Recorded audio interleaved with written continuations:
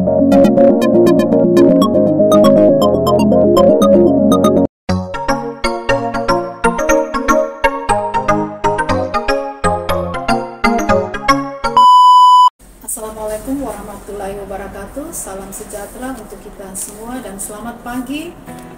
Saya dosen Stikes Fatimah Parepare, Yeni Jenny Randa, yang sebagai pengampu mata kuliah keperawatan anak di semester 4 pada saat ini.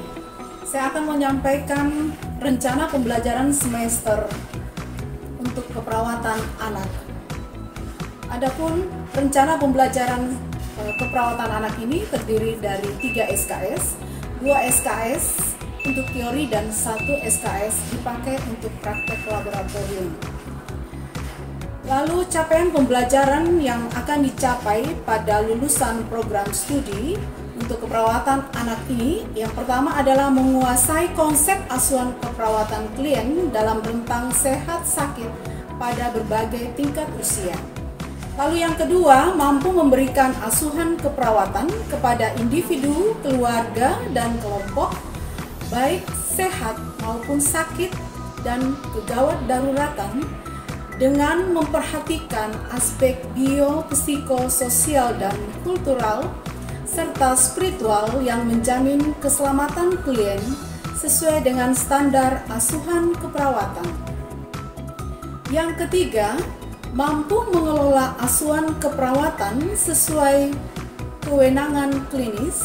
Yang keempat, dapat menjelaskan pekerjaan dalam lingkup luas dengan menganalisis data serta metode yang sesuai dengan dan dipilih dari beragam metode, dan sudah mampu untuk secara baku dengan menganalisis data.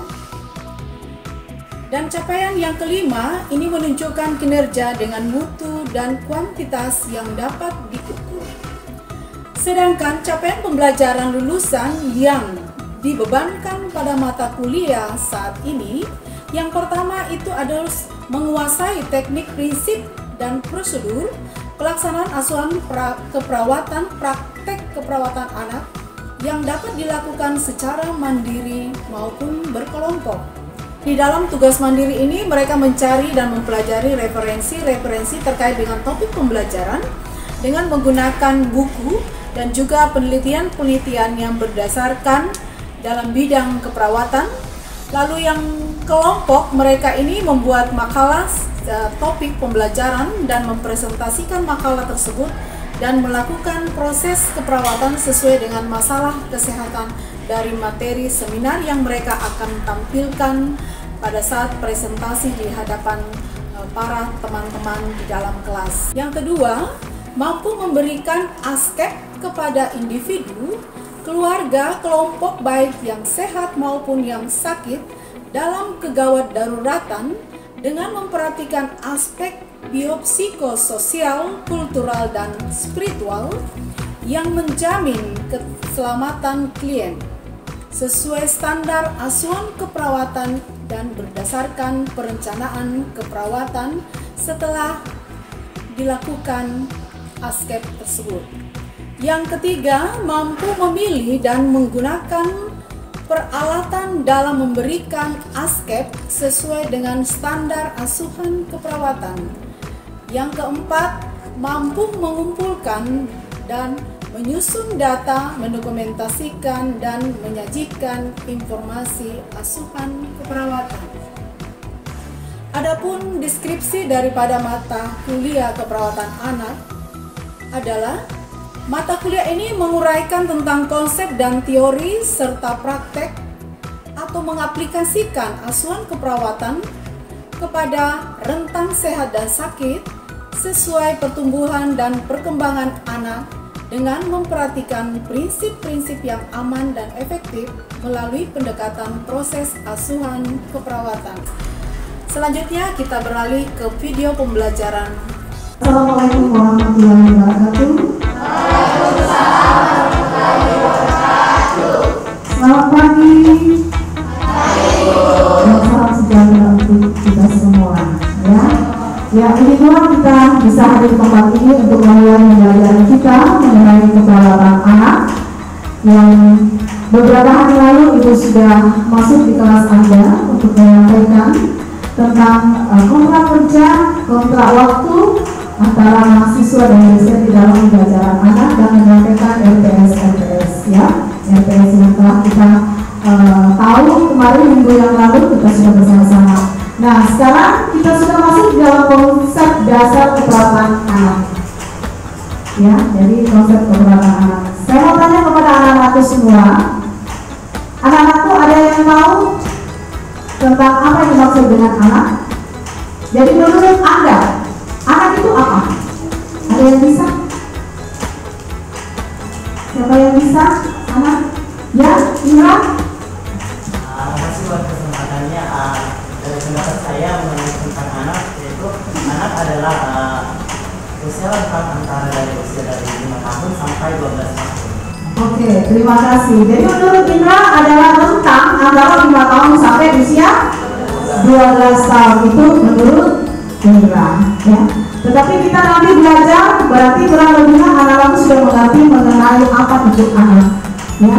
Jadi anak itu dasar belakangnya adalah 0 sampai umur 14 tahun. Bahkan ada 0 sampai umur 12 tahun. Bahkan ada yang mengatakan dalam satu buku 0 sampai 18 tahun. Ya, jadi tergantung buku apa yang akan kita jelaskan. Ya. Jadi kita melihat di sini kira-kira apa yang kita mau pelajari. Yang pertama adalah filosofi dan paradigma keperawatan anak. Ya. Lalu yang kedua, prinsip-prinsip perawatan anak, lalu peran perawat anak. Ya. Kita melihat di sini filosofi dan paradigma keperawatan anak. Jadi kalau kalian ini termasuk anak atau tidak? Oh tidak ya? Tidak ya? Oh tidak ya? Anak ya, kita masih anak. Ya, kecuali kalau sudah berkeluarga. Berarti kalau sudah berkeluarga jelas bukan lagi anak, karena dia sudah mempunyai anak juga. Ya, jadi dia sudah masuk dalam kategori orang dewasa. Ya. Jadi sama-sama kita perhatikan di sini filosofi dan paradigma keperawatan anak. Pertama, filosofi ini merupakan pandangan dan keyakinan yang dimiliki oleh perawat dalam memberikan pelayanan keperawatan anak. Ya.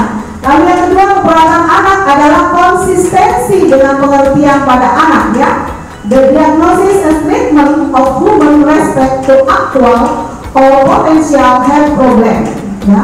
Lalu yang ketiga, keberhasilan pelayanan kesehatan dan kunci filosofi perawatan anak meliputi family center care dan traumatic center care. Ya. Jadi ada dua sistem, tetapi kita akan mempelajari tentang prinsip keperawatan anak, ya, mengenai prinsip keperawatan anak. Kita lihat di sini dulu. Pertama-tama adalah paradigma keperawatan anak. Paradigma keperawatan anak itu ada 4 komponen di dalamnya. Yang pertama adalah manusia, dalam hal ini adalah anak. Yang kedua mengenai keperawatan, lalu sehat, sakit, dan lingkungan.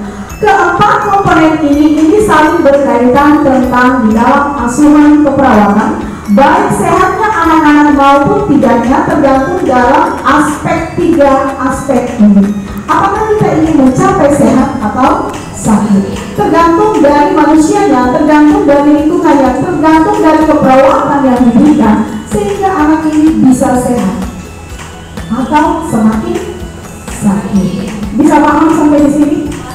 Tentang paradigma keperawatan? Masih bisa? Saya mau bertanya dulu sebelum kita lanjut di pembelajaran berikutnya. Ya, kalau masih ingat, paradigma keperawatan anak itu ada berapa? Ada 4. Betul? Ada 4? Betul? Siapa kira-kira yang bisa menyampaikan kepada ibu kira-kira 4 itu yang apa ya? Siapa yang bisa? Jangan Indra terus, tetapi kita berganti-ganti ya. Siapa yang bisa? Keempat komponen? Siapa?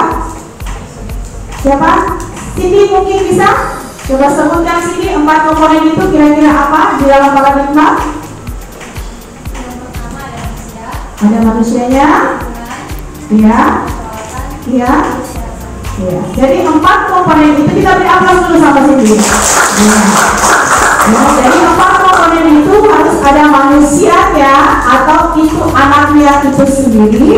Lalu lingkungannya, apakah sangat mempengaruhi lingkungan kalau di mana anak itu berada. Kalau lingkungannya baik, jelas juga anaknya pasti baik dan sehat. Tapi kalau lingkungannya kurang baik, jelas juga pasti mendukung ketidakbaikan tubuh terhadap anak. Begitu juga keperawatan. Kira-kira keperawatan apa yang diberikan di dalam keluarga? Kalau keperawatannya baik, jelas anaknya juga akan sehat. Dari keputusan semua ini bisa menimbulkan sehat dan sakit. Paham ya sampai sini tentang paradigma ya? Oke. Kita jelaskan satu persatu itu apa itu anak. Kita lihat di sini. Tadi sudah dikatakan ya, ada beberapa yang katakan bahwa umur 4 tahun sampai 14 tahun itu masuk kategori anak. Ya, ada tadi yang menyampaikan kita ya, teman kita Indra. Lalu sekarang kita masuk di dalam anaknya, manusianya dari paradigma itu. Ya, jadi tolong diperhatikan baik-baik bahwa anak ini diartikan sebagai seorang yang usianya kurang dari 18 tahun dalam masa tumbuh kembang dengan kebutuhan khusus yaitu kebutuhan fisik, psikologis, sosial, dan spiritual.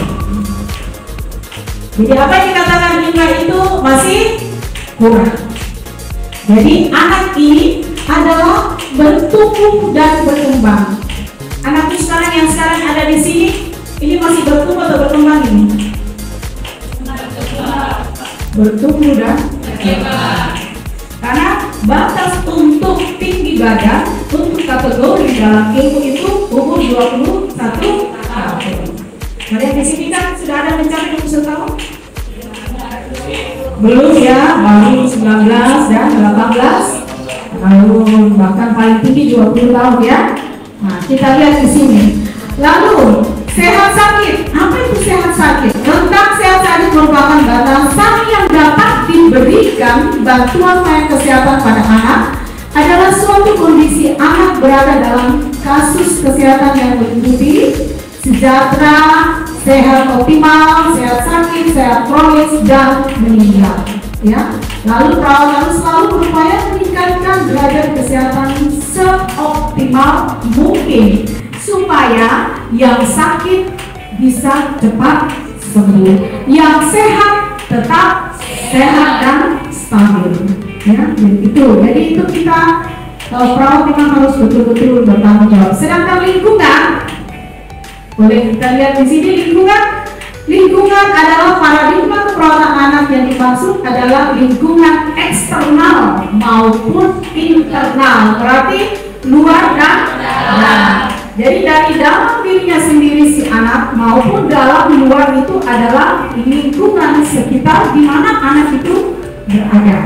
Ya. Lalu lingkungan internal seperti anak lahir dengan kelainan bawaan. Ya, kalau orang tidak semua orang hadir di muka bumi ini semua normal kan? Tergantung, ya, tergantung. Lalu eksternal seperti gizi buruk dan peran orang tua. Jadi kalau orang sudah yakin bahwa kita harus mempunyai anak, ya harus semuanya harus disiapkan, mental, materinya, semua cintanya, kasihnya juga harus ada di dalam supaya anak kita itu sehat. Ya. Lalu keperawatan, bentuk pelayanan keperawatan yang diberikan pada anak bertujuan untuk mencapai pertumbuhan dan perkembangan secara optimal dengan melibatkan keluarga supaya upaya tersebut dapat dicapai dengan melibatkan langsung keluarga sehingga anggota keluarga dapat dirawat secara terbuka, efektif. Keluarga berperan penting dalam lingkungan anak dan kebutuhan anak. Dari keempat tadi paradigma itu sangat erat kaitannya, ya, baik manusianya itu anaknya, baik lingkungan di mana dia berada, lingkungan eksternal maupun internal, baik keperawatannya yang diberikan dari keluarga itu sendiri, terus bagaimana kelanjutannya tentang sehat sakit dari seorang anak. Bisa mengerti sampai di sini apa ada yang mau ditanyakan?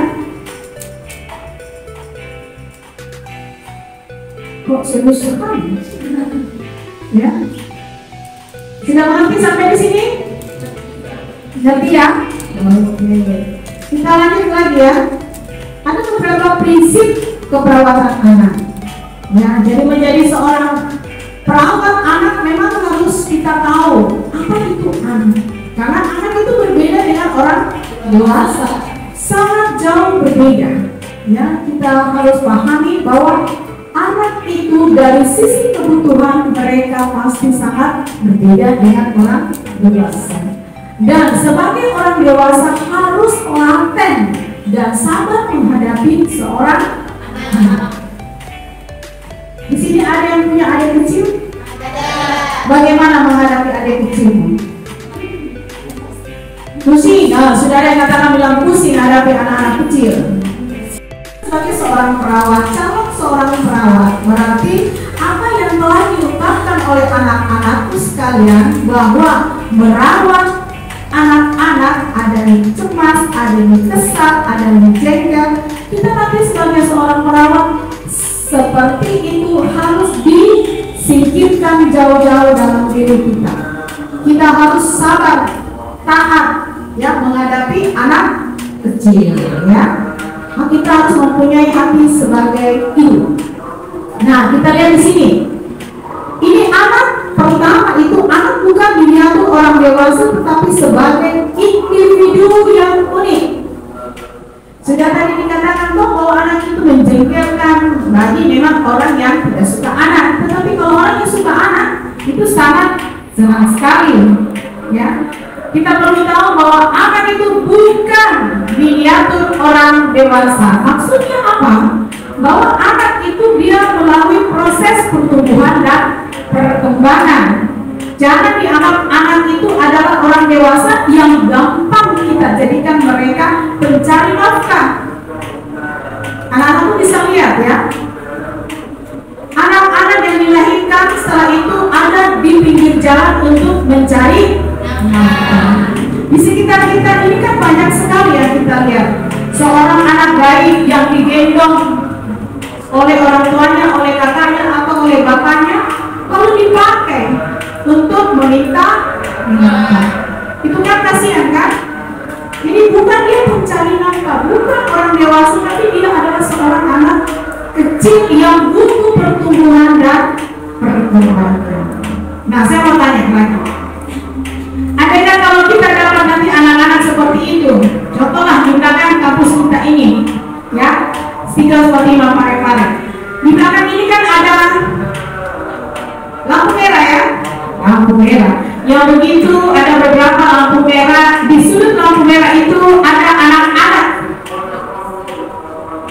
ya loh, yang seharusnya anak itu harus sekolah, harus bermain, harus mendapatkan kasih sayang.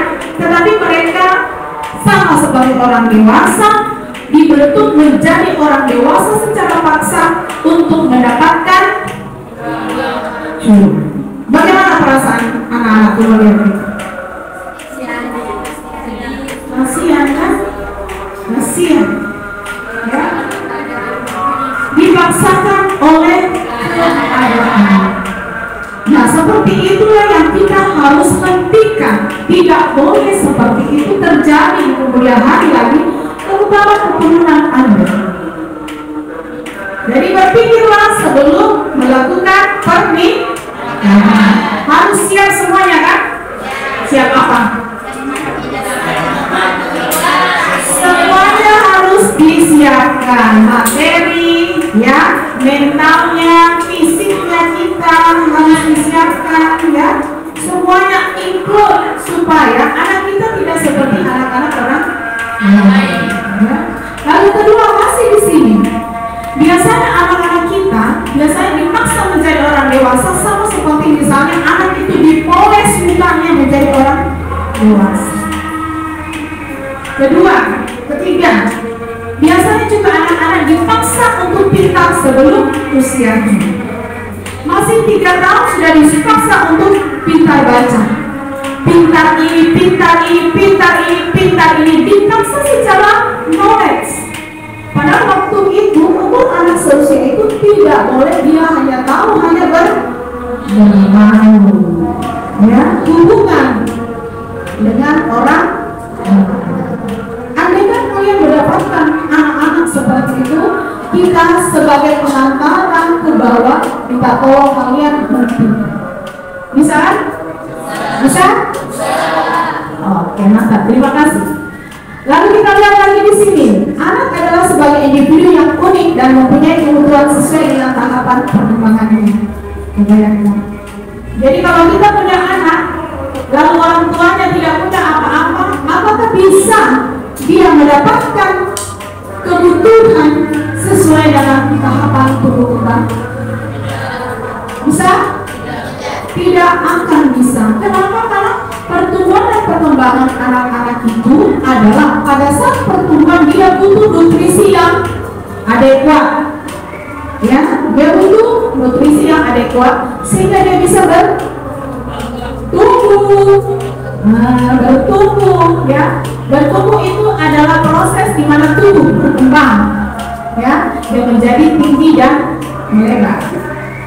Sedangkan dia berkembang itu knowledge. Nah, kalau orang tua tidak mempunyai misalnya materi yang cukup, bagaimana kita mau pergi sekolahkan anak-anak supaya knowledge-nya bisa berkembang, ya? Jadi memang harus include. Jadi membentuk suatu rumah tangga memang harus sudah siap, baik mental, fisik, dan materi yang akan kita berikan. Atau hanya cinta saja apa? Ya, cinta, tidak kan? Tetapi include. Tetapi saya rasa anak-anakku di sini pasti bisa, ya. Lalu pelayanan keperawatan anak berorientasi pada upaya pencegahan penyakit dan peningkatan derajat kesehatan yang bertujuan untuk menurunkan angka kesakitan dan kematian pada anak-anak adalah penerus generasi bangsa. Kalian ini penerus generasi bangsa atau tidak? Nah, kalau kita penerus generasi bangsa, berarti bersyukurlah kalian bahwa kalian berada di kampus ini untuk dididik menjadi seorang perawat yang bisa melayani orang-orang yang lemah. Itu termasuk Anda adalah penerus bangsa. Kalau anak-anak kita sehat, berarti bangsa juga kita akan sehat. Ya, itu ya. Lalu berikutnya, keperawatan anak merupakan disiplin ilmu kesehatan yang berfokus pada kesejahteraan anak, sehingga perawat bertanggung jawab secara komprehensif dan memberikan asuhan keperawatan. Ya, jadi kita lihat di sini bahwa keperawatan anak itu adalah disiplin ilmu kesehatan. Jadi bukan ilmu dari luar yang kita pakai, tetapi ilmu yang memang sudah diterapkan di dalam kurikulum merdeka, ya, bahwa keperawatan anak itu sangat penting untuk diberikan. Lalu kita lihat lagi ini, ya, boleh kalian lihat bahwa praktek keperawatan anak mencakup kontrak dengan anak dan keluarga untuk mencegah, mengkaji, mengintervensi, dan meningkatkan kesejahteraan hidup dengan menggunakan proses keperawatan sesuai dengan aspek moral, etik, dan aspek hukum secara ilmiah. Kalian sudah belajar tentang etika keperawatan? Berarti kurang lebih kalian sudah tahu aspek legal anak. Aspek legal anak itu diatur dalam perundang-undangan bahwa anak-anak tidak boleh terlantar. Anak-anak itu dijamin oleh negara. Ya, gitu ya, ingat ya, ingat itu ya. Lalu tujuan perawatan anak dan keluarga adalah untuk meningkatkan maturis dan kematangan yang sehat bagi anak dan remaja sebagai makhluk biopsikososial dan spiritual dalam konteks keluarga dan masyarakat. Nah, itu dia harus matang dan sehat.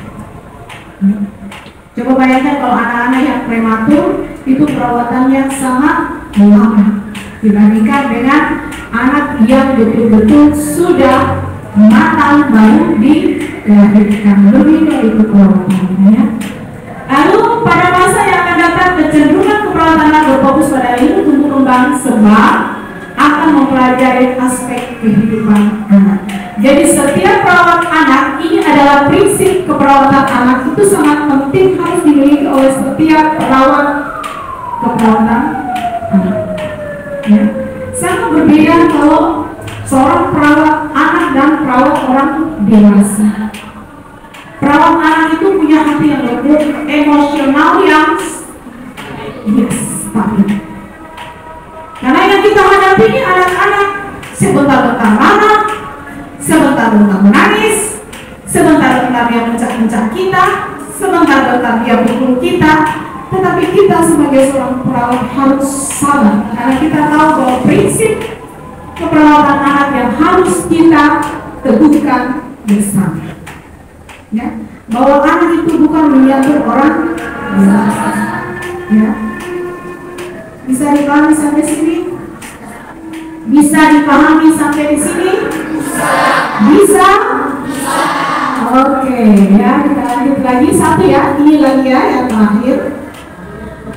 Kita lihat di sini peran perawat. Tadi adalah prinsip keperawatan anak. Sekarang peran perawat anak. Kita lihat peran perawat anak di sini, kita sebagai edukator. Bayangkan kalau kalian sebagai mahasiswa turun praktek ke lahan praktek, kalian bukan lagi dianggap mahasiswa, tetapi kalian adalah sebagai edukator pada pasien. Mereka tidak melihat kalian bahwa kalian ini adalah mahasiswa, tetapi mereka melihat bahwa kalian ini adalah perawat. Ya. Mereka tidak lihat itu lambang-lambangmu, apakah merah, kuning, hijau. Tetapi yang mereka punya prinsip bahwa kalian sudah ada di lahan pelayanan, berarti kalian adalah seorang perawat. Ya. Oke, kita lihat di sini. Kalau kita sebagai edukator, ini perawat berperan sebagai pendidik, baik secara langsung dengan memberikan penyuluhan atau pendidikan kesehatan pada orang tua maupun secara tidak langsung dengan menolong orang tua atau anak memahami pengobatan dan keperawatan anak. Jadi kita menjadi edukasi kepada anak dan keluarga. Contohnya misalnya begini, kalau anak-anak dikasih obat, ya, kalian harus menjelaskan ini obat ini untuk apa. Kan anak-anak kalau dikasih obat itu pasti marah, apalagi kalau pahit, nggak mau. Apalagi kalau injeksi, pasti baru lihat poinnya sudah menangis. Nah, kalian yang harus memberikan edukasi, memberikan ketenangan kepada si anak, supaya anak ini betul-betul mau menerima. Contoh, ada yang biasa katakan begini, mau disuntik, lalu perawat katakan begini, ada yang disuntik tapi tidak sakit, Cing.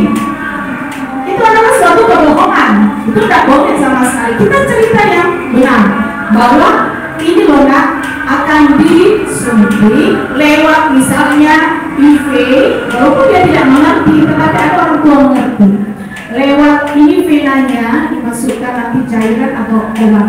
Ada rasa sakit sedikit, masih tahu ada rasa sakit sedikit, tetapi pada saat sakit, adek tarik nafas panjang ya, jangan dilihat di sini, tapi coba lihat yang di sana. Jadi kita mengalihkan perhatian sehingga rasa sakit itu berkurang, bukan tidak ada, tetapi berkurang. Paham sampai sini? Ya, paham. Jadi kita sebagai edukasi. Jadi anak-anak itu harus mengerti juga, jangan asal membuka argumen tetapi tidak mengerti. Biasanya saja bohong. Lalu sebagai konselor, ya, kita perawat di sini sebagai konselor. Jadi kita kalau anak-anak mengeluh atau ada misalnya masalah, orang tua masalah, kita sebagai seorang perawat yang memberikan nasihat. Jangan bilang begini, sama seperti saya itu bu, begitu juga anakku dulu. Jangan. Tapi kita berikan nasihat yang membangkitkan hal-hal yang positif, jangan hal-hal yang negatif. Ya. Jadi kasihkan contoh-contoh yang positif. Lalu sebagai koordinator kolaborator. Jadi di sini pada saat kita melakukan tindakan, kita harus sama-sama secara kolaborasi. Ya, kita kolaborasikan. Kan kita sudah belajar tentang masalah keperawatan. Ya, di dalam tindakan perawatan ada namanya kolaborasi. Ada atau tidak? Ya, jadi kita belajar bersama di dalam semua tim kesehatan. Apakah dokter, apakah analis, apakah fisioterapi, apakah gizi, itu kita harus melakukan kolaborasi sehingga anak kita ini atau pasien kita ini bisa lebih cepat sembuh. Ya. Lalu membuat keputusan etik. Di sini kita lihat ya, jadi perawat itu berperan sebagai pembuat keputusan etik dengan berdasarkan pada nilai normal diyakini dengan penekanan pada hak pasien untuk mendapatkan otonomi menghindari hal-hal yang merugikan pasien. Jadi pasien kalau datang jangan sampai mereka rugi. Ya, beritahu hakmu ini, kewajibanmu ini. Fasilitas yang kamu dapatkan ini. Jangan mengambil fasilitas orang lain. Ya. Misalkan di rumah sakit mungkin ada ya, harusnya dia punya misalnya makanan yang full tetapi dikurangi, itu kan tidak cocok, sudah melanggar kode etik. Kedua, kita membentak pasien atau anak itu sama sekali tidak boleh ya. Lalu peneliti, kita menjadi peneliti loh. Bahwa perawat itu menjadi peneliti. Kenapa? Dari hasil penelitian itu yang dipakai untuk perkembangan keperawatan selanjutnya. Jadi ini adalah beberapa ya. Ini jadi saya tidak akan lanjut di sini, tetapi hanya sampai di sini bahwa peran menjadi seorang perawat anak itu ada 5 ya. Jadi peran seorang perawat itu ada 5. Yang pertama kita lihat sebagai sebagai edukator. Kedua menjadi ketiga menjadi keempat, kelima peneliti ya. Jadi ada 5 peran perawat di dalam memberikan asuhan keperawatan. Ada yang mau ditanya? Sudah mengerti semua pembelajaran kita pada siang hari ini? Sudah paham? Sudah paham? Oke. Kalau memang tidak ada yang bertanya, kalau memang kalian sudah mengerti semua, sebelum Ibu menutup pembelajaran kita, saya akan memberikan tugas kepada anak-anakku sekalian supaya minggu depan kita bersama-sama lagi kembali di dalam pembelajaran. Sebelum Ibu mengajar, kita mengadakan evaluasi kembali ya, tentang materi yang kita dapatkan hari ini ya. Tugas kita adalah mencari